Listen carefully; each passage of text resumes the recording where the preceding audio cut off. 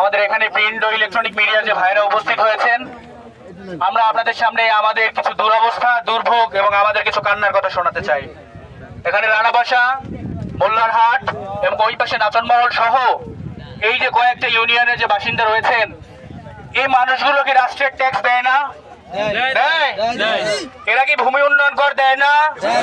এরা যে খাবার কেনে সেই খাবার কি ভ্যাট নাই?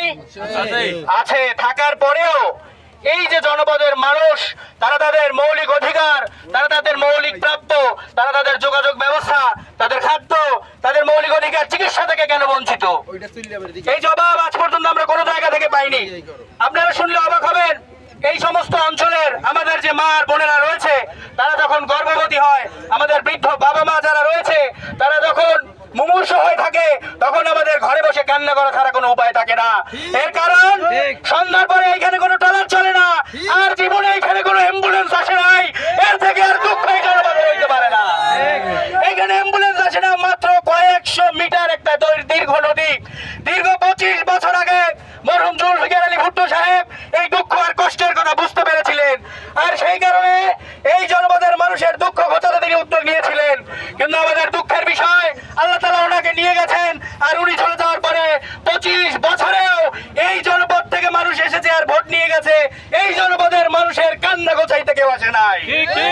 যুগের পর যুগ এখানে এসেছে, যুগের পর যুগ এখানে এসে উন্নয়নের গল্প শুনে চলে গেছে, কিন্তু এই জনপদের মানুষ চিকিৎসাহীন ভাবে ধুকে ধুকে বর্ষাকালে মরেছে, কেউ দেখতে আসে নাই।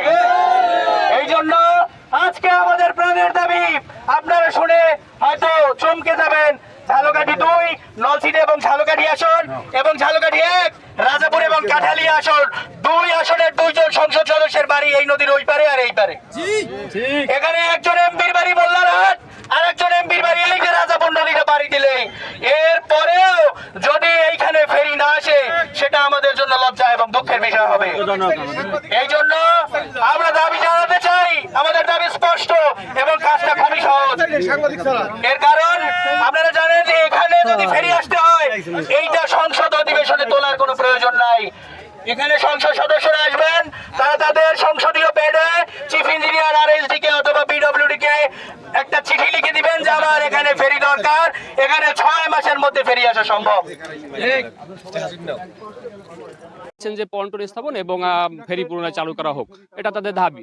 আমরা আরো 2-1 আছে তাদের সাথে কথা বলবো যে আসলে মানববন্ধনের তো এর আগেও এটা নিয়ে একবার মানববন্ধন হয়েছে, আমরা যেটুকু জানি। সেখানে আপনি উপস্থিত ছিলেন, তো আপনি একটু আমাদের জানান। আসলে এখানে মূলত এই ফেরি চালুর উদ্যোগ নেওয়া হয়েছিল প্রায় 25 বছর আগে। সাবেক সাংসদ জুলফিকার আলী ভুট্টো সাহেব উদ্যোগ নিয়েছিলেন, কিন্তু ওনার মৃত্যুর পর প্রায় 20 বছর পরে গত 4-5 বছর যাবত আমরা এটা নিয়ে আবার সরব হয়েছি। আমরা উভয় প্রান্তে মানববন্ধন করেছি। এটি ডিসি সম্মেলনে ঢাকায় প্রধান উপদেষ্টার সেই মিটিংয়েও পাঠানো হয়েছিল। এছাড়াও নৌপরিবহন উপদেষ্টার কাছেও আমরা লিখিত আবেদন করেছিলাম। আমাদের দাবি ছিল যে ভান্ডারিয়া, সাতক্ষীরা, পিরোজপুর, যশোর থেকে সরাসরি পটুয়াখালী যাওয়ার জন্য এটা একটা শর্টকাট ওয়ে। এখানে প্রায় 100 কিলোমিটারের পথ কমে যাবে যদি এখানে ফেরি চালু হয়। এবং এইখানে এই জনপদের মানুষের অত্যন্ত দুর্ভোগ, সন্ধ্যার পরে এখানে কোনো যাতায়াতের ব্যবস্থা নেই। মুমূর্ষু রোগীদের বিনা চিকিৎসায় মরতে হয়, ধুকে ধুকে তারা মারা যায়। মা বোনরা যারা গর্ভবতী থাকেন, তাদের কষ্ট চিৎকারে আমরা বিভিন্ন সময় দাবি জানিয়েছি যে এখানে একটি ফেরি চালু করার জন্য। আপনারা জানেন বিভিন্ন জায়গায় যেসব জায়গায় ফেরি ছিল সেখানে সেতু স্থাপন হয়েছে। ওই জায়গাগুলোর ফেরি এখন যেমন সড়ক ও যোগাযোগ বিভাগ, নৌ পরিবহন, তাদের অনেক ফেরি পড়ে আছে। তো আমরা এটা নিয়ে অনেক চেষ্টা করেছি, বিভিন্ন দপ্তরে দৌড়ঝাঁপ করেছি, কিন্তু শুধুমাত্র আসলে ডিউ লেটারের অভাবে স্থানীয় সংসদ সদস্যরা ওনারা ডিউ লেটার দিতে চাননি, যে কারণে আসলে এখানে ফেরি বরাদ্দ করা হয়নি।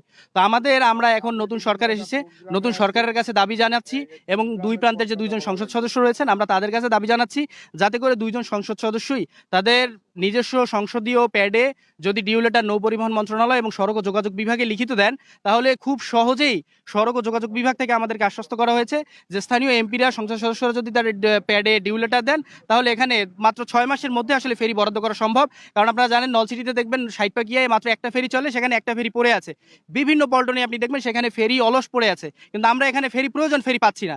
এজন্য আমরা আসলে সংশ্লিষ্ট কর্তৃপক্ষের দৃষ্টি আকর্ষণের জন্য মূলত আজকে এখানে দাঁড়িয়েছি। যাতে করে বিভিন্ন জায়গায় যে অচল ফেরিগুলো রয়েছে সেই ফেরিগুলো যাতে এখানে বরাদ্দ করা হয়, এবং যদি এখানে একটি ফেরি চালু হয় তাহলে এই আশপাশের যে অঞ্চল রয়েছে এখানে 100 কিলোমিটার পর যেমন পণ্য পরিবহনে কমে যাবে, পণ্য পরিবহনের ভাড়া কমে যাবে এবং এই দামগুলো পণ্যের দামও কমে যাবে, এবং এছাড়াও এই পুরো অঞ্চলের আর্থসামাজিক অর্থ অবস্থার একটি বৈপ্লবিক পরিবর্তন সম্ভব যদি এখানে একটি ফেরি বরাদ্দ করা হয়। ধন্যবাদ আপনাকে। আমি আরেকটা বিষয় জানাই কি, আমরা কিন্তু ঠিক আছি এখন বিশকেল নদীর তীরে, আর তারা দাঁড়িয়েছেন কিন্তু একদম ভেরি বাঁধের উপরে দাঁড়িয়ে আছেন এবং নদীর অপোজিটে কিন্তু